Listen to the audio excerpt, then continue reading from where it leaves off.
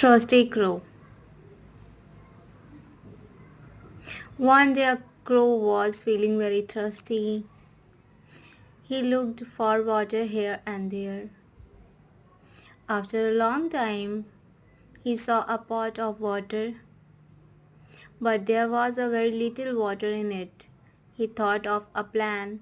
He picked up some stones and dropped them into the pot one by one. The water came up and the crow drank the water and he flew away feeling very happy.